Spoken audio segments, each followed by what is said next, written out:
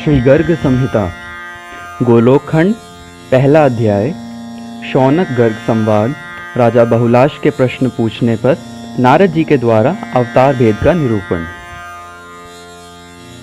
एक समय की बात है, ज्ञान शिरोमणि परम तेजस्वी मुनिवर गर्ग जी, जो योग सूत्र के सूर्य हैं, शौनक जी से मिलने के लिए नैमिषारण्य में आए। उन्हें आया देख मुनियों सहित शौनक जी सहसा उठकर खड़े हो गए और उन्होंने पाद्य आदि उपचारों से उनकी पूजा की। शौनक जी ने कहा, साधु पुरुषों का सब और विचरण धन्य है, क्योंकि वह गृहस्थ जनों की शांति प्रदान करने का हेतु कहे गए हैं। मनुष्य के भीतरी अंधकार का नाश महात्मा ही करते हैं, न कि सूर्य। भगवान, मेरे मन में यह जिज्ञासा उत्पन्न हुई है कि भगवान के अवतार कितने प्रकार के होते हैं। आप कृपया इसका निवारण कीजिए। श्री गर्ग जी कहते हैं, हे भगवान, भगवान के गुणानुवाद से संबंध रखने वाले आपका यह प्रश्न बहुत ही उत्तम है। यह कहने, सुनने और पूछने वाले तीनों के कल्याण का विस्तार करने वाले हैं। इसी प्रसंग में एक प्राचीन इतिहास का कथन किया जाता है, जिसके श्रवण मात्र से बड़े बड़े पाप नष्ट हो जाते हैं। पहले की बात है, मिथिलापुरी में बहुलाश नाम से विख्यात एक महाप्रतापी राजा रहते थे। वे भगवान श्री कृष्ण के परम भक्त थे। एक दिन मुनीश्वर नारद जी आकाश मार्ग से उतरकर उनके यहाँ पधारे। उन्हें उपस्थित देखकर राजा ने आसन पर बिठाया और भली भांति उनकी पूजा करके हाथ जोड़कर इनसे इस प्रकार पूछा। बहुलाश जी कहने लगे, महामते, जो भगवान अनादि प्रकृति से परे और सबके अंतर्यामी ही नहीं आत्मा है, वे शरीर कैसे धारण करते हैं, यह मुझे बताने की कृपा करें। नारद जी ने कहा, गौ, साधु, देवता, ब्राह्मण और वेद की रक्षा के लिए साक्षात भगवान श्री हरि अपनी लीला से शरीर धारण करते हैं। जैसे नट अपनी माया से मोहित नहीं होता और दूसरे लोग मोह में पड़ जाते हैं, वैसे ही अन्य प्राणी भगवान की माया देखकर मोहित हो जाते हैं, किंतु परमात्मा मोह से परे हैं, इसमें लेश मात्र भी संशय नहीं है। बहुलाश जी ने पूछा, मुनिवर, संतों की रक्षा के लिए भगवान विष्णु के कितने प्रकार के अवतार होते हैं, यह मुझे बताने की कृपा करें। श्री नारद जी बोले, राजन, व्यास आदि मुनियों ने अंशांश, अंश, आवेश, कला, पूर्ण और परिपूर्णतम, ये 6 प्रकार के अवतार बताए हैं। इनमें से छठा परिपूर्णतम अवतार साक्षात भगवान श्री कृष्ण ही हैं। मरीचि आदि अंशांशावतार हैं, ब्रह्मा आदि अंशावतार, कपिल एवं कूर्म प्रभृति कला अवतार और परशुराम आदि आवेश अवतार कहे गए हैं।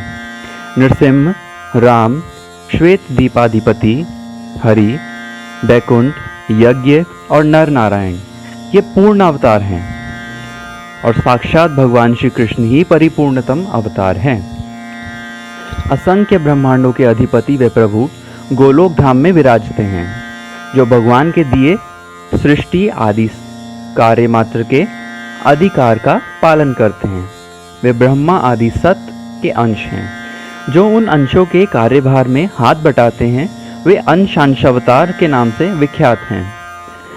परम बुद्धिमान नरेश, भगवान विष्णु स्वयं जिनके अंतकरण में आविष्ट हों, अभीष्ट कार्य का संपादन करके फिर आगे अलग हो जाते हैं।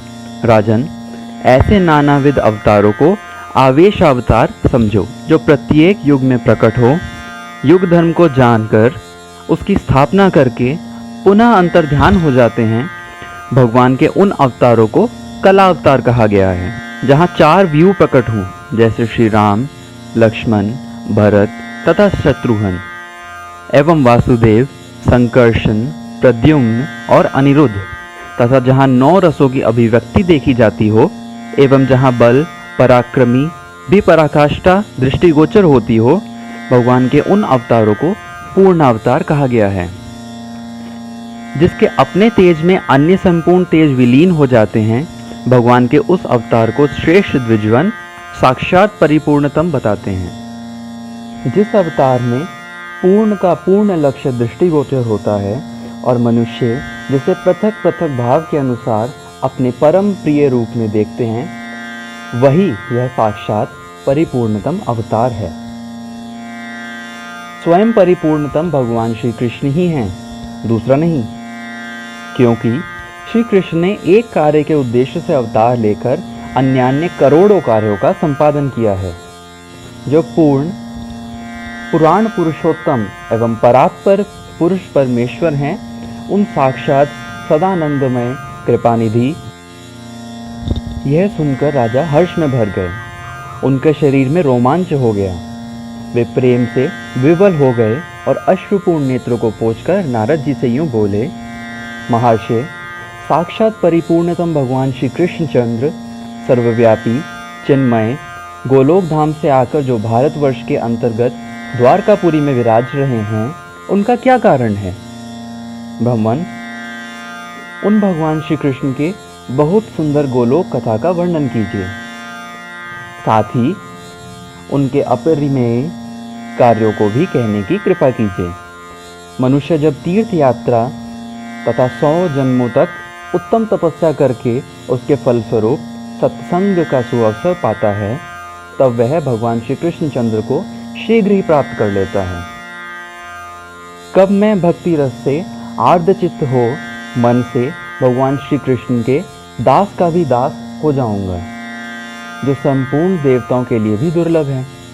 हे परम ब्रह्म परमात्मा, आदिदेव भगवान श्री कृष्ण मेरे नेत्रों में सक्षम कैसे होंगे? नारद जी बोले, नृपश्रेष्ठ, तुम धन्य हो, भगवान श्री कृष्णचंद्र के अभीष्ट जन हो और उन श्री हरि परम प्रिय के भक्त हो और उन श्री हरि के परम प्रिय भक्त हो। तुम्हें दर्शन देने के लिए ही वे भक्त वत्सल भगवान यहाँ अवश्य पधारेंगे।